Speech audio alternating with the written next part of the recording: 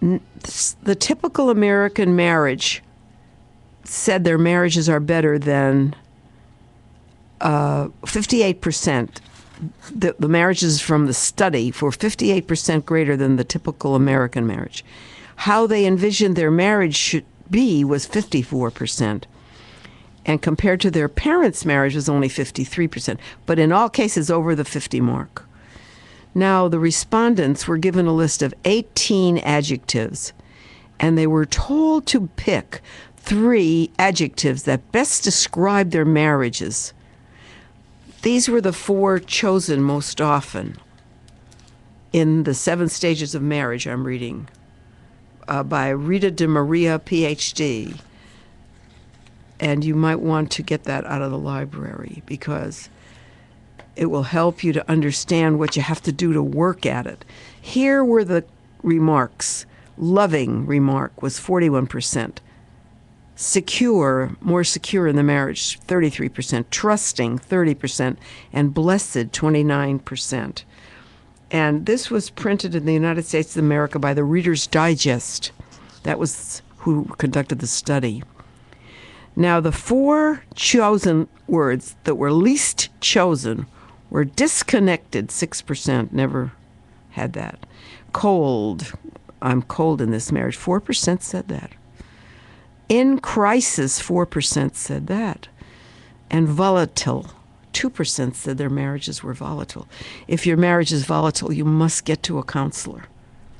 You cannot be in a volatile situation because that's Cain and Abel time, and you don't want that. But the other 3 words are just words: disconnected, cold, and crisis. It's the way the person is perceiving it. So try to, if you think you're disconnected from your spouse, or he's cold or she's cold to you, go back up to the other words and try your own behavior to become loving to the person, to express your security with the person, to tell the person you trust them, and to show how you're blessed by this relationship. You change your behavior first by changing your words, and then the disconnection and the coldness and the crisis and hopefully the volatility. I don't know. You cannot do that alone. You got to go for help. Volatility, you need somebody to help you. You don't take a chance on that alone. But the other 3 you can. Coldness, etc. And you can read the book and see of other ideas that you might want.